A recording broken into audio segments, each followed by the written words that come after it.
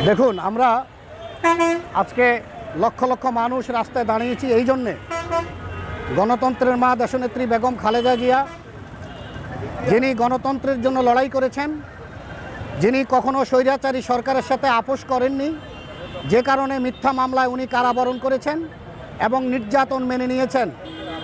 একটা সময় এসে বাংলাদেশের জনগণ দীর্ঘ 17 বছরের আন্দোলনের পটভূমিতে যে ছাত্র জনতার আন্দোলন হয়েছিল, সেই আন্দোলনের মধ্য দিয়ে স্বৈরাচারী সরকারের পতন হয়েছে এবং শেখ হাসিনা বাংলাদেশ ছেড়ে পালিয়ে যাওয়ার পরে আমার নেত্রী দেশনেত্রী বেগম খালেদা জিয়া চিকিৎসার সুযোগ পেয়েছেন। কাতার অ্যাম্বুলেন্স, কাতারের আমিরের যে উপহার, যে কাতারের যে বিমান, সেই বিমানে করে ওনাকে লন্ডন নিয়ে যাওয়া হয়েছে চিকিৎসার জন্যে। উনি চিকিৎসা শেষে সেই কাতার অ্যাম্বুলেন্সে করে আজকে আবার বাংলাদেশে আসছেন, প্রত্যাবর্তন করছেন।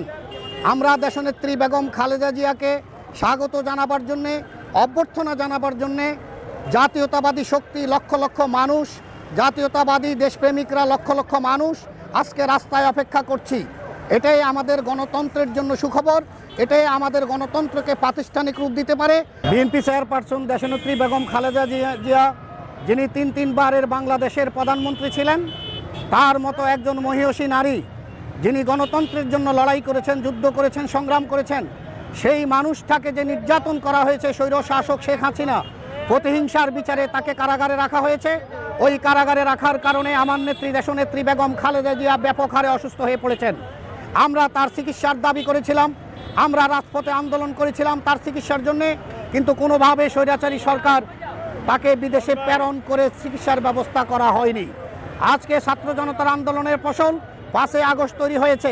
সেই ক্ষেত্রে বলতে চাই, আমরা দীর্ঘদিন গত 17 বছর ধরে রাজপথে আন্দোলন করেছি। আমাদের বহু নেতাকর্মী আহত হয়েছে, নিহত হয়েছে, গুমের শিকার হয়েছে, নির্যাতনের শিকার হয়েছে, আমাদের নামে অসংখ্য মামলা দেওয়া হয়েছে, আমাদের সকল নেতৃবৃন্দকেই কারাগারে নিয়ে যাওয়া হয়েছে, কাউকে ঘরে থাকতে দেওয়া হয়নি, ঘুমাতে দেওয়া হয়নি। সব কিছু মিলিয়ে আমরা আজকে একটা বেটার অবস্থানে আছি। আমরা মনে করি বাংলাদেশের গণতন্ত্রকে প্রাতিষ্ঠানিক রূপ দেওয়ার জন্যে আমাদের দেশের মানুষ বেগম খালেদা জিয়ার উপরে আস্থা রাখে এবং আমরা মনে করি আমাদের নেতা জননেতা তারেক রহমান আজকে গুরুত্ব সহকারে জনগণের সকল সমস্যার সমাধান করবার চেষ্টা করছে। সেইভাবে আমরা এগিয়ে যাচ্ছি।